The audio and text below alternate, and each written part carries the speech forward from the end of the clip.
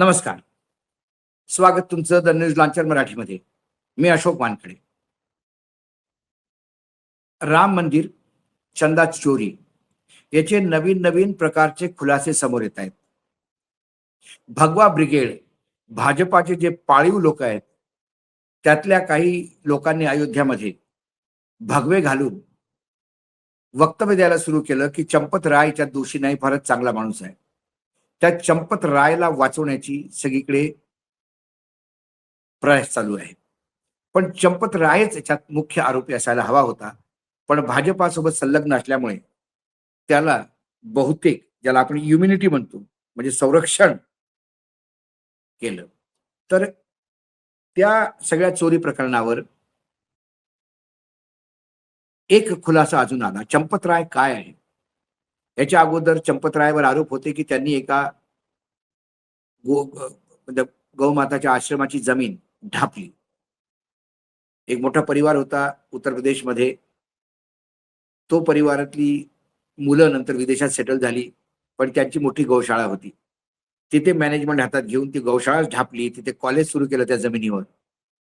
आणि मग त्यांनी जेव्हा इथे येऊन कंप्लेंट केली, ते लोक बिचारे विदेशातून यायचे, पण त्यांना आता एवढ्या मोठ्या माणसासोबत लढणार कसं?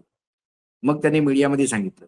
मग विनीत नारायण नावाचे जे पत्रकार होते, जैन हवाला डायरी फेम, ज्यांनी ते प्रकरण उकरून काढलं होतं, त्यांनी एक मोठा ब्लॉग लिहिला फेसबुकवर की चंपतराय कसे त्यांनी ही जमीन ढापली. त्यानंतर त्या विनीत रायच्या विरुद्ध तिथे एफ-आय-आर टाकली पोलिसांनी. विनीत राय हायकोर्ट गेले आणि त्यावेळेला हायकोर्टने खूप पोलिसांना ताशेरे मारून की तुम्ही व्हिसल ब्लोअरच्याच विरुद्ध कसा एफ-आय-आर करू शकता, आणि तो एफ-आय-आर रद्द केला. पण ती जमीन ढापली तर ढापली. त्यानंतर जी जमीन खरेदी प्रकरणात जो विवाद आला, त्यात सुद्धा चंपतराय मुख्य होते. तिथे पण संघाने दुर्लक्ष नाही केलं, त्याला क्लीन चिट दिली. त्यानंतर त्या कन्स्ट्रक्शनमध्ये 40% कमिशन प्रत्येक गोष्टीत घेण्यात आलं. तिथे कानाडोळा केला. यांची हिंमत वाढत गेली आणि मग मोठा डाका टाकला. आता या डाक्याचे प्रकार किती आहे? जे चंपतरायला फार चांगले म्हणतात, त्यांच्यासाठी एक उदाहरण मी तुम्हाला देतो इथे. एक एस लक्ष्मीनारायण म्हणून देशाचे फार सिनियर आय-ए-एस ऑफिसर, माजी गृहसचिव, त्यांनी राम मंदिराला तब्बल 1.5 क्विंटल वजनाचे सोन्याचे पाने असलेले रामचरित्र मानस दान केले होते. ते गायब झाल्याचा दावा त्यांनीच केलेला आहे. सुब्रमण्यम लक्ष्मीनारायण हे त्यांचे आई वडील, त्यांचे एकुलते एक अपत्य होते. त्यांच्या आईने सुमारे 15 वर्ष वैवध्य सोचले. आपले सर्व दागिने सुनेला दिले. त्यांच्या निधनानंतर त्यांनी ते दागिने प्रभू रामचंद्राच्या चरणी अर्पण करण्याचे ठरवले. त्यांनी आपल्या आईचे दागिने आणि काही पैसे वापरून सोन्याचे रामचरित्र मानस दान केले. त्यांना त्याची कोणतीही पावती देण्यात आली नाही. मग एके दिवशी त्यांना सांगण्यात आलं की त्यांनी दान केलेले रामचरित्र मानस गायब झाले.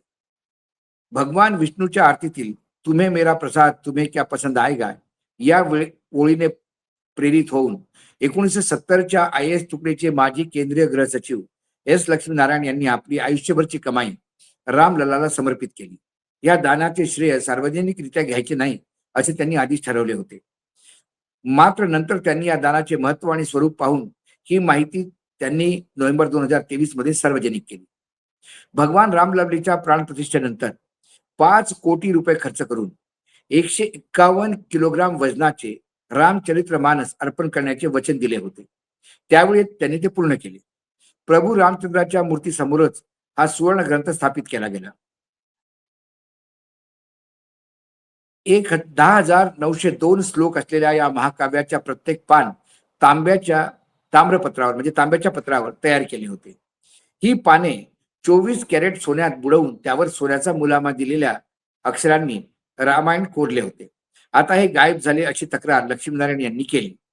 या महत्वाकांक्षी दानासाठी 140 किलोग्राम तांबे, 7 किलोग्राम सोने आणि सजावटीसाठी 4 किलोग्रामचे अन्य धातू म्हणजे चांदी वगैरे वापरले गेले. या अद्वितीय ग्रंथाच्या निर्मितीसाठी निधी उभारण्याकरता लक्ष्मीनारायणने आपली सर्व मालमत्ता विकली, सगळी बँक खाती रिकामी केली. यातून निर्माण होणारी रामचरित्र मानस ही रचना भक्तिभावाने रामलल्लाच्या चरणी अर्पण केली. आपल्या पत्नीसोबत अयोध्या भेटीच्या दरम्यान नारायण यांनी ही दान करण्याच्या आपल्या इच्छेबाबत राम जन्मभूमी तीर्थ क्षेत्र ट्रस्टचे महासचिव चंपतराय यांच्याकडे परवानगी मागितली होती. त्यांनी परवानगी दिल्यावर लक्ष्मीनारायण यांनी सुवर्ण ग्रंथ निर्मितीस प्रारंभ केला होता, हे विशेष आहे. ते अनेक वेळा अयोध्याला गेले. चंपतराय यांनी त्यांना कधी कधी 4-4 तास बसून ठेवले. नंतर थातूर मातूर उत्तरे देऊन वाटी लावले. तास तास वाट पाहिल्यानंतर ते चंपतराय यांना भेटले आणि त्यांनी तक्रार केली. चंपतराय यांनी विचारले, मी हे अशी हेलपाटे घालत राहू का? त्यावर ते म्हणाले, तुम्ही म्हणाला होता की तुम्ही गर्भगृहात ठेवला, मग आता तुम्ही ते का काढून टाकले? त्यावर चंपतराय म्हणाला, मी जे सांगेन तेच होईल. पुढे जा, तुम्हाला जे करायचे ते करा. त्यानंतर लक्ष्मीनारायण यांनी असंख्य पत्र लिहिली. सर्व तोपरी प्रयत्न केले. अनेक अधिकाऱ्यांकडे अपील केले. पण बेपत्ता झालेल्या रामचरित्र मानस सुवर्ण ग्रंथ कधीच सापडला नाही. त्यांच्या कोणत्याही पत्राला उत्तर दिले गेलेले नाही. आता कसलाही माहिती देण्यात आलेली नाही. त्यांना आता जाणून घ्यायचे आहे की त्यांनी दान दिलेले रामचरित्र मानस कुठे गेले. त्यांनी चोरीचा तपास करणाऱ्या विशेष तपास पथकाला आणि एसआयटीला सुद्धा पत्र लिहिले. राम मंदिरात ठाण मारून बसलेल्या चोरांनी अशा किती जणांच्या श्रद्धेवर डाका घातला याची कल्पना करवत नाही. तरी काही अंधभक्तांना लक्ष्मीनारायण खोटं बोलत आहे असं वाटत असेल तर लक्ष्मीनारायण यांच्याविषयी माहिती घेतली तर लक्षात येईल, या माणसाचं अख्खं कुटुंब रामभक्त ईश्वर उपासक आहे आणि ते तसे निवृत्त आय एस अधिकारी आहे. त्यांनी आपल्या समग्र कुटुंबाची संपत्ती या दानासाठी वापरली. RSSचे मुखपत्र असलेल्या ऑर्गनायझर वेब पोर्टलवर 22 नोव्हेंबर 2023 रोजी एस लक्ष्मीनारायण यांनी दान केलेल्या सोनेरी रामचरित्र मानसाविषयी बातमी वाचून खात्री करून घेऊ शकता. मग ती खात्री पटेल का हा माणूस खोटं बोलत नसेल.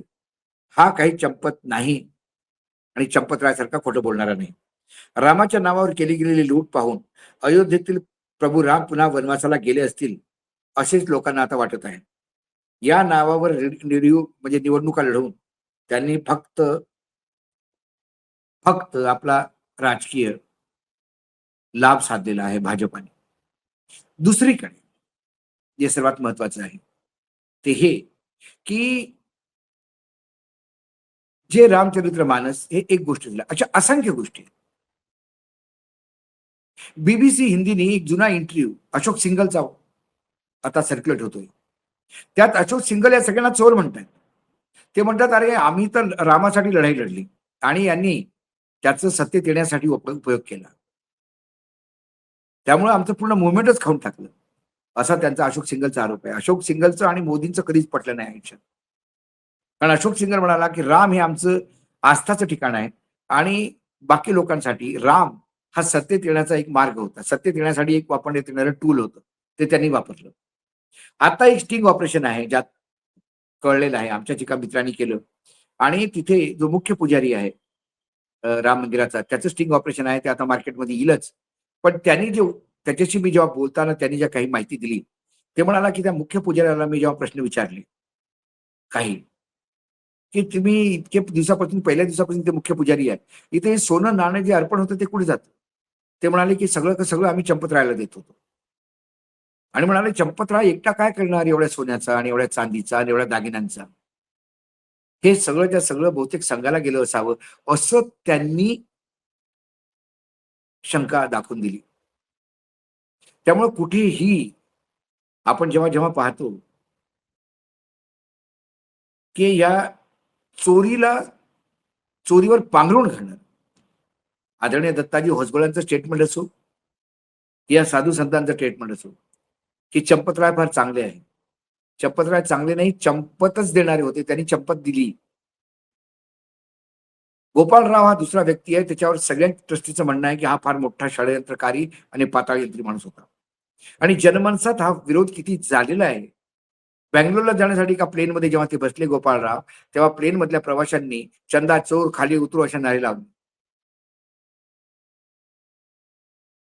भाजपा फार चिंतित आहे. संघला आपलं चामडी वाचवणं मुश्किल होत आहे. दत्ताजी भुजबळनी म्हटलं की काही लोक हिंदू धर्माला बदनाम करण्यासाठी, अरे हिंदू धर्माला तुम्ही बदनाम केला. राम त्या ट्रस्टमध्ये सगळे संघी होते.